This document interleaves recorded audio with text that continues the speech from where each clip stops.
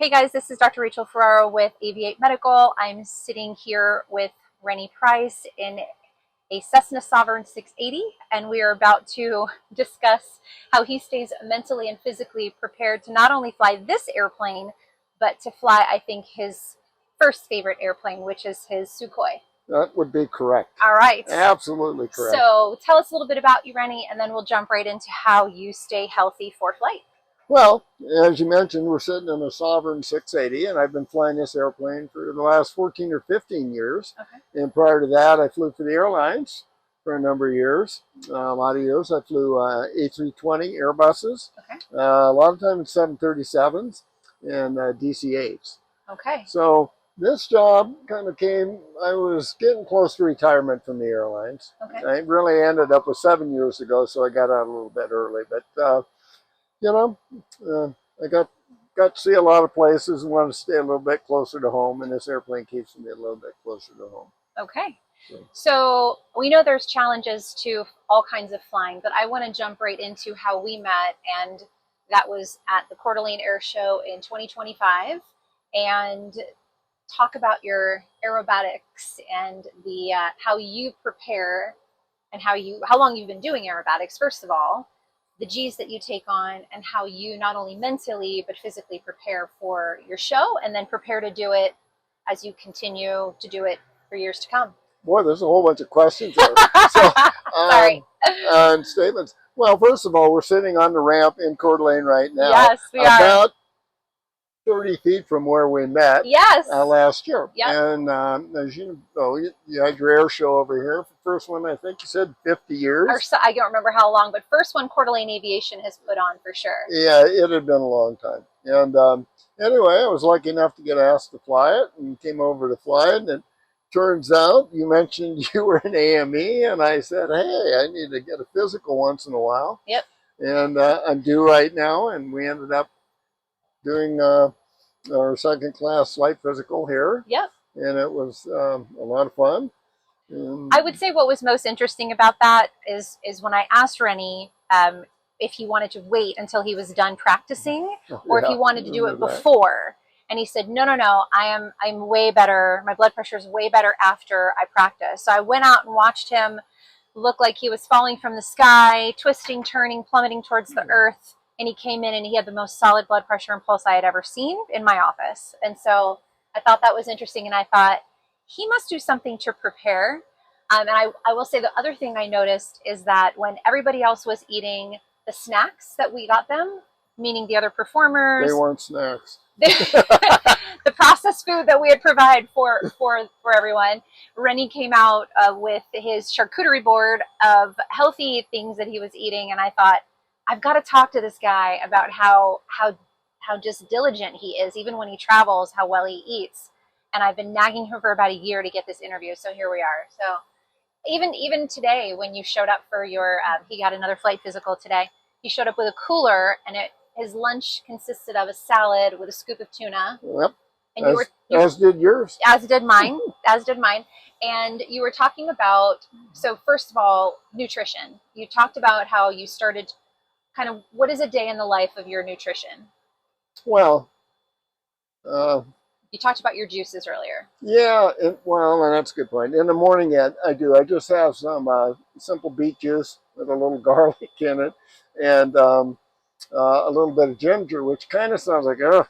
And for some people, that would be pretty strong. But apparently, it is really good for not only your blood pressure, but to keep that calcium low in your arteries. Score, yep. Yeah. Yep. So, to kind of go back to where we started this, I turned 76 in this past May, right? And, I've been fortunate to have fairly good health all my life, but I got proactive when I watched a lot of my friends that absolutely loved to fly didn't get to fly anymore because they couldn't pass a flight physical. Yeah. And first class is kind of sort of demanding. It's not real demanding, but it's demanding. Very similar to a second, other than an EKG. Yeah, and a second class, is not, it's not that tough.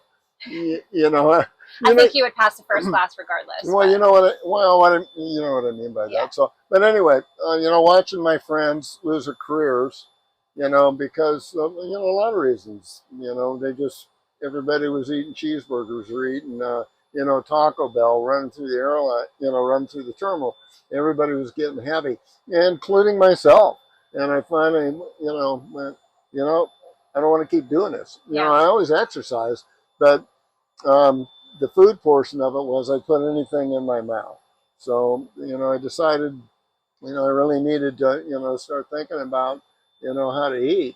And, you know, the term eat clean, you know, what was eating clean mean? I didn't have any idea. So, you know, I started looking at different diets, and I tried different diets. I tried the Mediterranean diet. And you know, I tried, you know, all of them. The keto diet, all of them at one time or another.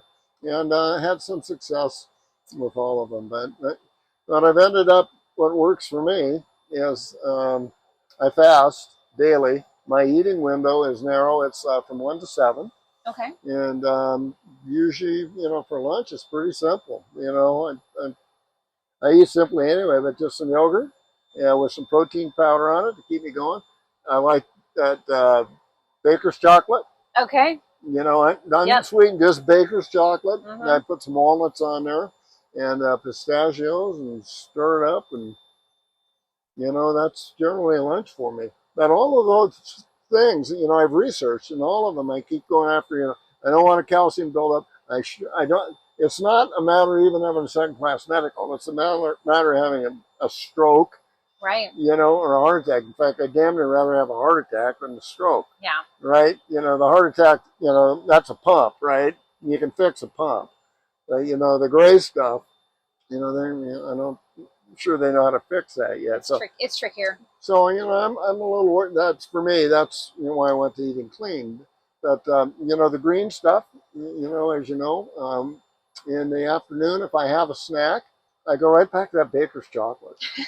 And I'll tell you why, because it's quick energy. Yeah. You know, the yogurt and the protein. You know, it's great. You eat it, you feel good, but you're on your way. And you know, when you start that sync, about 3 or 4 o'clock, then I'll eat.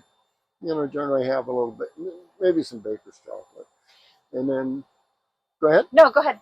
And then dinner, some kind of great protein, like a nice big steak, and arugula salad. Almost every night I eat a lot of arugula. Yeah. And I think that and the beet juice we're talking about really helps with keeping that blood pressure down. Yep. So there's a number of videos, YouTubes. There's a doc.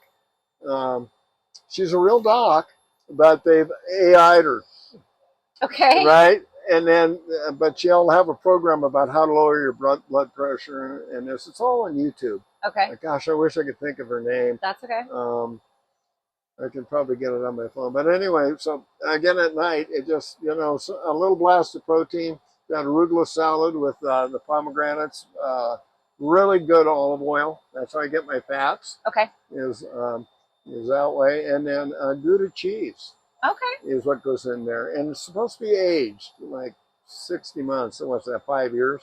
Which is kind of hard to find. Yeah. But I found it at Fred Meyer's. Oh, interesting. So it's kind of rich, but you know, that's really how I eat. If I have a sweet tooth, then I'll go right back to that Icelandic yogurt. No, I won't eat the baker's chocolate at night. Oh, because the caffeine and the sugar. And, yeah. Yeah, you take off again. And then after dinner, every night, rain, shine, whenever it is, I'll go walk for a minimum of 15 minutes. Okay. Get that air pumping through. But, you mentioned cold plunging. You cold plunge as well. And then you've talked to me about red light therapy. So tell me a little bit briefly about those two modalities, how often you do them. Yeah, well, cold plunging, I cold plunge daily. Okay. In the actual plunge. But after dinner, after that walk, okay, you know, an hour, maybe Sky King, literally, okay. I found it in YouTube. But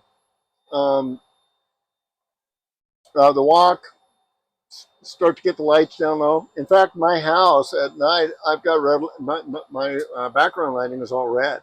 Okay. And as you know, that red's doing this, right? That frequency, right? Mm-hmm. Blue light's doing this and waking you up, and red light's doing this. So I've got dim red lights everywhere for background lighting, which helps, to, start slowing you down. But then I jump in the hot tub, 10 to 15 minutes is all.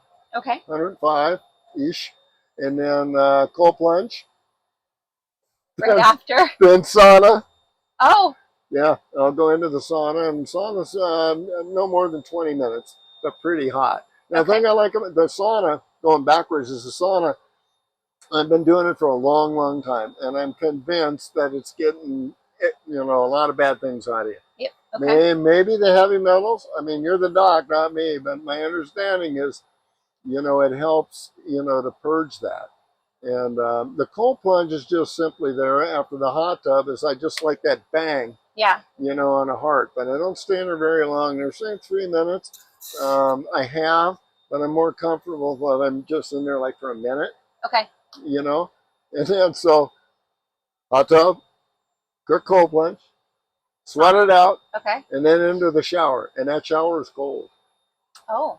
Not as bad as the plunge. I shouldn't say bad, but it's cool enough to, you want to get rid of that heat, and the cool is starting to tell the body you're getting sleepy, right? Because when we sleep, we lose what, 1 to 2 degrees of temperature, right? Mm-hmm. So that little cool shower just before you go to bed is starting to, tell your body, you're supposed to be getting sleepy. And then that red light. Yeah. That red light wave, so, usually when I go to bed, it would be rare that I'd be awake much longer than 5 to 10 minutes, something like that. Wow. So I go out pretty quick. But that's a long, long process. Yeah. From from the time you plunge or from the time you hot tub to the time you hit the pillows, almost an hour. Yeah. It's a long time. It is. But it works for you. Well, it works for me because now you're trying to slow things down. Right. And then I'll sleep. I'll be out by 10:30, and then wake up between 6:30 and 7. Okay. And then start the process over again. Lastly, tell me about the exercise and how the exercise helps you with your performances, not only with your daily flying, but with your performance flying. And you have something new you've added to that, which I love. But what have you been doing, and then what is new, and what do you think helps or would help people prepare for the type of flying you do in air shows? Okay, well, the air show thing is hard on your body.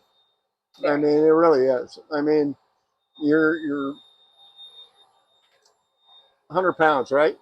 Yeah. Or let's make just about. Okay, let's make just a little more than that. Okay, let's make a 200-pound pilot with the parachute on and everything. It weighs 200 pounds. Okay. You weigh 200 pounds. At 2 G's, you weigh 400 pounds. At 3 G's, you weigh 300 pounds. At 4 G's, you weigh 800 pounds. And when you get up to 6 and 7 G's, you weigh 1,400 pounds. So there's, you're starting to put a lot of stress on everything, especially your neck. Yeah. And we used to wear, a lot of us wear helmets. I don't anymore because that helmet weighed almost 10 pounds. So at 6 G's, that's now 60 extra pounds, that you have to come for it. So the question you ask is, yes, you exercise for that, and mostly, weights. Aerobic stuff is okay, but you really want you want those muscles because you're going to be stressing a lot, grunting down and all of that. And the more muscle you have, the better you can trap that blood, above the waist, right? Yep. You don't want all that blood flowing down into your legs. That's right. bad. That means no blood in your brain is typically bad. Yes. So exercise is definitely important to that. Now, we talked last year, when I was in here and we did my medical, I said, my weight's okay. I'm kind of okay with it. Yeah. But I got this little Michelin guy down here I can't seem to ever get rid of. And so what do you do? And you mentioned Pilates. Mm-hmm. And I can now pronounce Pilates, which is good. So I looked into Perfect. it. I went and tried it, and I ended up buying a reformer. There you go. And what I love about the reformer is you get the resistance training, which is the weight thing. Yep. So you can build mass there if you choose to, but you're stretching. And to me, the stretching is important. And of course, it's because I'm 76 years old, right? And, you know, I'm not using that as an excuse. It's just that, you know, things aren't going to be as flexible as they were, you know, the first time I looped and rolled at, you know, 18 or 19, whatever it was. So that's really important to me. And this whole thing really is all about, I love flying. I don't want to quit yet. Right. And there's going to be a time where I'll just, you know, it'll be over. But I think by eating right and doing the exercise thing that I can extend that. And I'm hoping another, you know, 4 or 5 years in the jet, maybe a little bit more. I know guys that have gone a little farther in aerobatics. You know, I just want to keep doing it for a while. You know, the aerobatic, I just love flying aerobatics. And it has nothing to do with the air show thing. I mean, I just love doing it because it's such a sense of freedom in the air. Yes. You know, we're sitting in a jet, and all we're going to do with this thing is, you know, go straight and level as fast as we can. And we trained today. Wow, we went over to 45-degree bank angle. Woohoo! You know, so you know the aerobatic thing is always, flying's always been about being in 3 axis and in space and moving around, and you know the spiritual side of it and all of that. I just don't want it. I know it has to end. But you know, I just want to go as long as I can, and that's why I'm doing all the things I can to try to continue to fly for a while. So. Well, perfect. But the time will come where you're going to go, hey, dude. I hope not. I hope it's not me, but it probably will be. It probably will be, but I hope not. Well, that's what you want. See, you want somebody you trust that's going to get you there as long as you can do it physically and mentally. Yeah. And you know, Rachel's going to make that decision most likely cognitively, as well as a couple other friends. Well, no, my friends in the air show industry. You know, the Ross Granley and Mike Oliver, guys you know, they're going to go, hey, dude, you're starting to slip. So I'm trying to keep that down the road a little. Keep it way down the road. It's coming. I mean, it's coming. But, you know. But you are doing more than any pilot in any industry that I've ever met to be so proactive about kicking that can down the road and really going after it in so many different ways, between your recovery, your prevention, your diet, your exercise, not diet, nutrition, exercise. And that's why I really wanted to talk to you about it, because I think it's inspirational. And some people listening to this may go, there's no way I'd have time to do all of that. And we're not suggesting that you do all of it, but maybe incorporate some of the things that you've talked about, or do whatever it is that you can incorporate, even if you're starting at 30 or 40 or 50 or 60 or whatever, whenever you're starting, just start. Yeah, I think I think you're exactly right. I think starting's a big thing. And I think this is a different era now for young people than us. When we grew up, you had a smoke, you had a drink, yeah, you know, and then, you know, well, everybody quit smoking and kind of sort of started quit drinking, and then, you know, with cigars for a while. So, I mean, you have to go through all that. But, you know, I think the nutrition, the food part is very critical. You can exercise as hard as you want. You can, and you know this. Yeah. You can go to the gym and stay there for 4 hours a day, and then if you run down to McDonald's and knock down a couple of Big Macs, yeah, which is really fun to do. Yeah. And suck down a chocolate shake. You know, Yeah. Well, you just went backwards. You did. And I always tell people, let food be thy first medicine. And I don't know anybody better than you when it comes to making food your first medicine. And that's the reason you don't have to take any medicines, because you've allowed food to be your first. Yeah. And I think if people focused on that, and it's okay to splurge every once in a while, but like you said, if you're going to put all this effort in the gym, the very first thing that you need to fuel your body with, my dad used to say, if you had a Porsche or you had a Ferrari, would you put crummy gas in it? No. No. And so if you think about your body as the most expensive airplane, car, boat, whatever it is, you're not going to put crummy fuel, and you're not going to do poor maintenance on it. So think the same thing about your body. Exactly. You know, it was Father's Day the other day, and the girls made me, you know, a mile-high strawberry pie, and it was full of strawberries. And they knew very little sugar in it, by the way. Oh, good. You don't turn that down. No, Of you don't course turn that not. down. When somebody's gone out of their way, and that, you know, that was the other. I would say, for me, it was. For me, now that I think about this a little bit, we've been all over the place. But when I got sugar out of my life, sugar.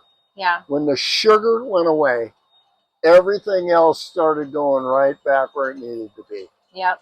Because that stuff is it's so addictive. It is. And that's the problem with eating clean. We talked about that earlier. It's hard to, if you go to the grocery store, everything in a box has got sugar in it. Yeah. So what I've had to learn to do is, you know, you got to shop around the outside, the outside aisles. If it comes in a box, you probably don't want to eat it. Yeah.